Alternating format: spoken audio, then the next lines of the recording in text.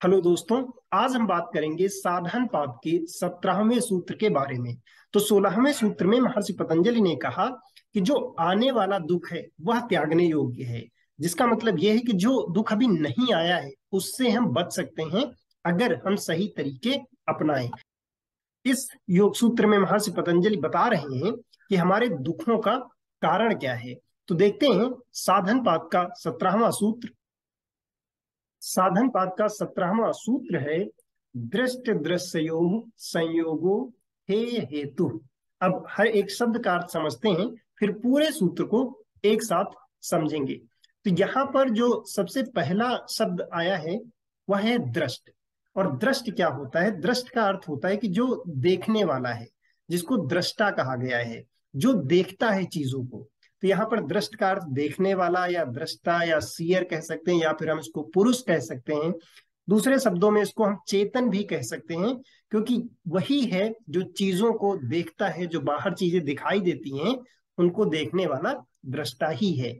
जो चेतना है, जो कॉन्शसनेस है, जो पुरुष है, उसी को यहाँ पर दृष्ट कहा गया है। दूसरा शब्द है इस सूत्र का दृश्यो। दृश्यो का अर्थ होता है कि जो हमें आसपास दिखाई देता है, जो दुनिया भर की चीजें हैं जो हमें दिखाई देती हैं, उनको कहा गया है कि दृश्य।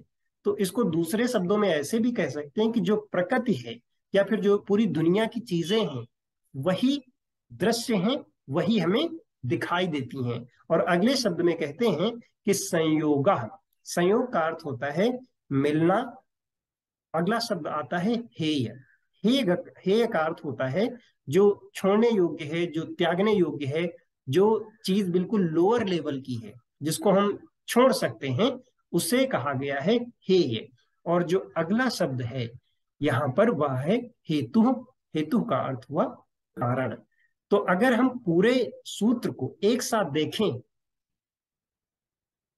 तो इसका अर्थ होगा दृष्टा और दृश्य का संयोग, मिलना। संयोग का अर्थ हुआ मिलना। हेय हेतु। हे जो छोड़ने योग्य है, और छोड़ने योग्य यहाँ पर किसकी बात हो रही?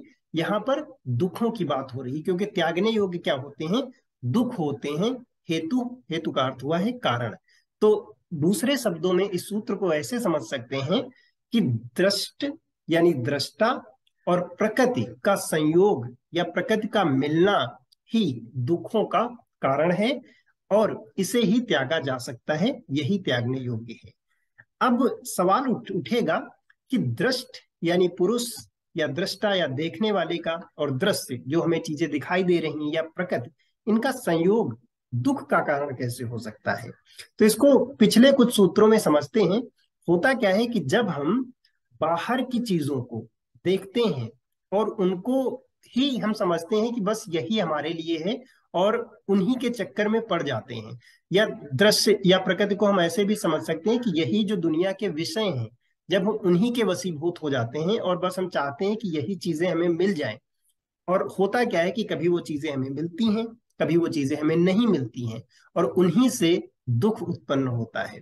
क्योंकि अगर जो हम चाह रहे हैं वो चीज हमें नहीं मिली तो हमें उससे दुख उत्पन्न होगा। अब दूसरी बात ऐसे भी समझ सकते हैं कि जैसे हमारा स्वभाव है चेतन, या प्योर कॉन्शसनेस हम कह सकते हैं, और जो बाहर की दुनिया है, जब हम अपने आप को उसी के जैसा समझने लगते हैं, यानी हम अपने रास्ते से हट जाते हैं, हम अपने मूल स्वरूप को नहीं जान पाते हैं।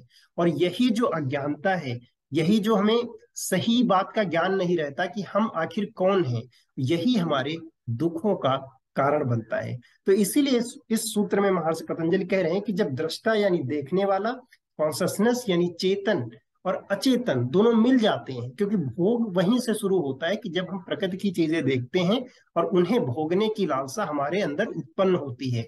क्योंकि हम अगर इंद्रियों से देखेंगे, सुनेंगे, स्पर्श करेंगे, अनुभव करेंगे या स्वाद लेंगे, तो फिर भोगने की इच्छा और प्रबल होती जाती है, और फिर इन्हीं चीजों में पड़ जाते हैं। तो इसीलिए पुरुष और प्रकृति का जो मिलना है, यही हमारे दुख का कारण बनता है, क्योंकि ये हमें भोग की तरफ ले जाता है और उसी में इंसान फंसता जाता है। तो यही सूत्र में महर्षि पतंजलि कह रहे हैं कि इन दोनों का संयोग त्यागने योग्य है, क्योंकि यही दुख का कारण है।